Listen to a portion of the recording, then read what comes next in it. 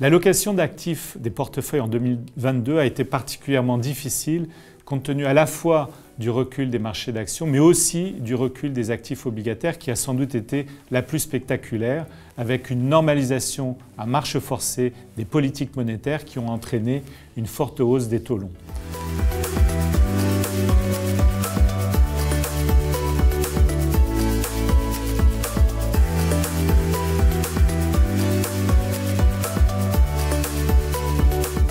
Nous abordons 2023 avec une vision plus constructive des marchés parce que beaucoup d'excès ont été corrigés, notamment sur le marché obligataire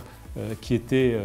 outrageusement survalorisé en début d'année et qui aujourd'hui offre par exemple sur la zone euro un taux de rendement moyen de l'ordre de 3% sur la dette souveraine.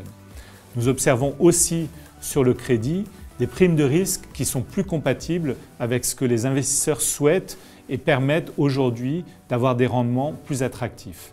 De ce fait, nous avons changé nos allocations en fin d'année avec des positions qui ont été reprises sur les marchés de crédit,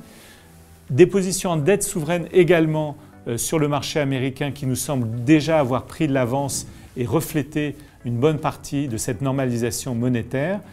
Et sur les autres marchés, nous attendons que finalement des signaux plus positifs et un certain nombre de corrections soient faites, notamment par les analystes, au niveau des bénéfices des sociétés, car il va de soi que l'année 2023 se traduira à la fois par une croissance moindre, notamment dans les pays développés, mais aussi sans doute par une compression des marges, puisque beaucoup d'entreprises qui ont pu passer des hausses de prix sur l'année 2022 seront sans doute amenées à réduire un petit peu leurs marges sur l'année 2023. Donc un panorama certes de ralentissement économique, de ralentissement des bénéfices, mais qui nous permet aussi de bénéficier de valorisations beaucoup plus attractives qu'en début d'année 2022.